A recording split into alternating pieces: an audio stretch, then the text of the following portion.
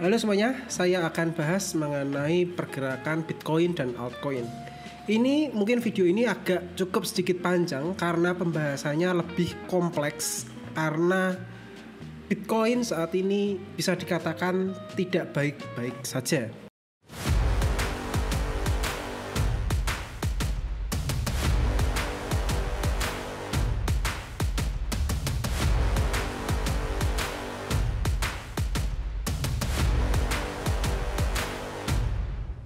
Oke, saya langsung bahas mengenai Bitcoin terhadap USDT. Kalau dilihat Bitcoin USDT ketika menyentuh trendline support atau trendline bullishnya itu selalu mengalami kenaikan. Tetapi bertepatan di tanggal 18 Agustus, Bitcoin mencetak rekor yang cukup buruk karena sudah breakdown dan mematahkan dari tren bullish dan sekarang menjadi tren bearish. Kenapa sih kok bisa jebol dari support ini? Padahal yang seharusnya itu cukup kuat, yang kemarin saya memberikan signal di area support seperti Doge dan ENA, dan akhirnya kita perlu namanya cut loss. Nanti saya akan bahas apakah ini kita perlu cut loss atau kita tetap melakukan DCA, atau nanti kemana sih pergerakan Bitcoin supaya apakah masih aman untuk hold hingga akhir tahun nanti. Nanti akan saya bahas satu persatu. Yang terlebih dahulu saya akan bahas mengenai kenapa sih tanggal 18 itu break. Bukannya ini support yang seharusnya saya prediksi akan naik. Penyebabnya itu ternyata adanya news yang buruk terhadap pergerakan inflasi di Amerika kemarin. Nah, kalau dilihat sebenarnya technical di sekarang atau di bulan-bulan ini kurang efektif apabila kita melihat teknikalnya saja. Kita tidak bisa memungkiri bahwa news yang akan mempergerakan harga Bitcoin dan altcoin nantinya.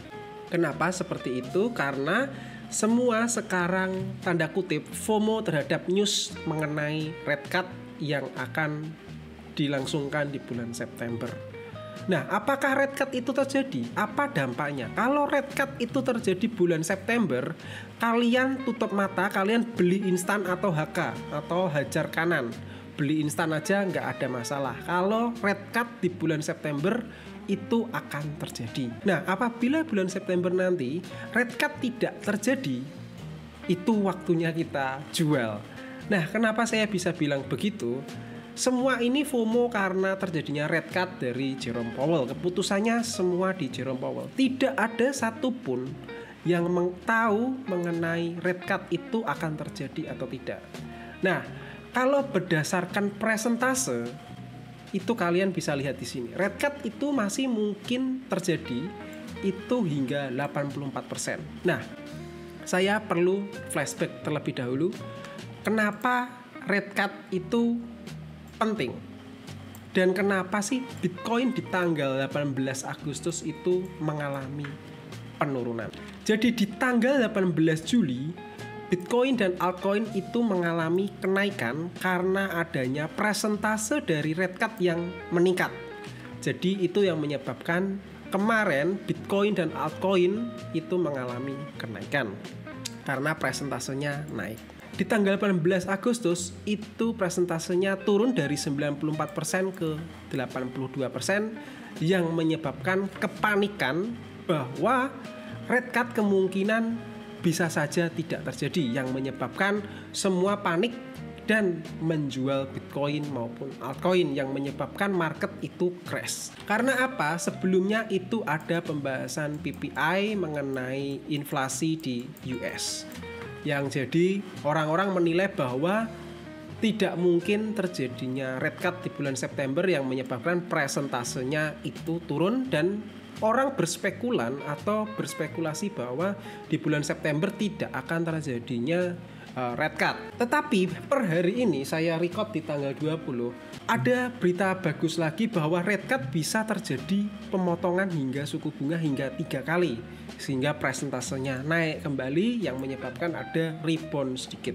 Jadi semua itu tergantung di ini. Nanti akan saya sertakan link untuk kalian bisa melihat presentase kenaikan dari atau penurunan dari red cut tersebut. Nah, sebelumnya di tanggal 19 Agustus saya itu sudah was-was atau memberikan tanda bahaya waktu Bitcoin itu masih akan melakukan penurunan.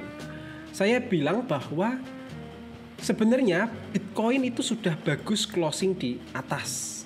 Namun candle hari ini itu berkata lain. Saya mungkin akan save fiat sebagian untuk melakukan cut loss dari Dogecoin. Nah, kalau kalian lihat di sini, ini adalah cut loss yang saya lakukan di tanggal 19 Agustus. Saya terus terang juga beli di area signal kemarin. Saya sangat tidak menyangka bahwa hasil dari PPI itu akan seperti itu dan berdampak pada terjadinya red cut, presentase red cut yang menurun. Jadi saya melakukan cut loss untuk Dogecoin di tanggal 19 Agustus. Nanti saya akan bahas signal yang saya berikan di hari ini untuk koin Doge. Sebelum saya bahas ke Dogecoin, saya bahas terlebih dahulu kemana sih Bitcoin setelah ini. Setelah breakout seperti ini bisa dikatakan Bitcoin cukup mengkhawatirkan. Sudah tidak ada namanya trendline bullish lagi karena sudah breakout. Apakah ini sudah akhir dari segalanya atau ini sudah disebut dari bearish season? Jawabannya itu masih belum tentu. Semua bisa dikatakan bearish season itu ada dua. Yang pertama dari news. Kalau news bulan September tidak ada pemotongan red cut, udah kalian jual aja, berarti kemungkinan untuk bullish lagi itu kecil. Karena semua orang itu berharap terjadinya red cut. Itu dari psikologis para trader dan retail. Jadi semua orang pasti akan melakukan selling atau melakukan penjualan untuk lepas barang karena red cut tidak terjadi. Itu apabila tidak terjadi. Dan sebaliknya, apabila terjadi berarti akan melanjutkan kenaikan bullish hingga Bitcoin menyentuh 130 ribuan. Yang kedua, apabila berdasarkan technical. Kalau technicalnya berkata lain, misal technicalnya ini setelah menyentuh support ini melakukan kenaikan dan masuk lagi ke area trend bullishnya, itu bisa dikatakan bahwa Bitcoin dan altcoin akan bullish lagi melanjutkan kenaikan. Tenang aja, saya tetap akan bahas secara teknikal. Tetapi kalau news saya angkat tangan, semua tidak ada yang tahu apakah September nanti terjadinya red cut atau tidak. Tetapi kalau dari news yang beredar, itu red cut akan terjadi 3 kali di tahun 2025 hingga 2026. Jadi itu yang menyebabkan kemungkinan bullish itu masih ada. Saya akan bahas lebih dahulu mengenai chart Bitcoin secara teknikal ya.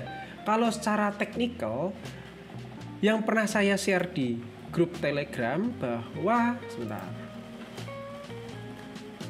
Nah, kalau secara teknikal yang saya share pagi tadi di Telegram, itu saya menilai bahwa area 112 ribuan itu bagus untuk melakukan pembelian. Saya pun juga menyarankan untuk melakukan pembelian di area 112 ribuan. Yang ini terjadi double bottom. Nanti saya jelasin kenapa saya melakukan pembelian. Jadi sangat memungkinkan BTC akan melakukan kenaikan diikuti altcoin ke arah 115-117. Nanti saya akan bahas kenapa saya menyarankan untuk beli di pagi tadi. Nah, kalau dilihat di sini itu adalah area support dari Bitcoin. Nah, support di sini itu terjadinya double bottom. Kalau kalian lihat di sini itu akan menyentuh double bottom. Nah, double bottom itu bagus untuk melakukan pembelian. Jadi saya kenapa memberikan signal Doge, LTC maupun Bitcoin. Jadi di sini adalah area yang bagus untuk melakukan pembelian Bitcoin. Nah, tetapi ini beda cerita. yang sebelum-sebelumnya saya memberikan signal buy and hold, yang sering saya kumandangkan buy and hold, tapi saat ini saya akan merubah dikarenakan apa? Kita sudah masuk ke area bear trend atau sudah break dari trendline bullishnya. Jadi saya menyarankan buy and sell atau take profit apabila sudah profit. Itu adalah posisi yang bagus untuk saat ini. Nanti saya ajarkan bagaimana cara mengelola money manajemennya.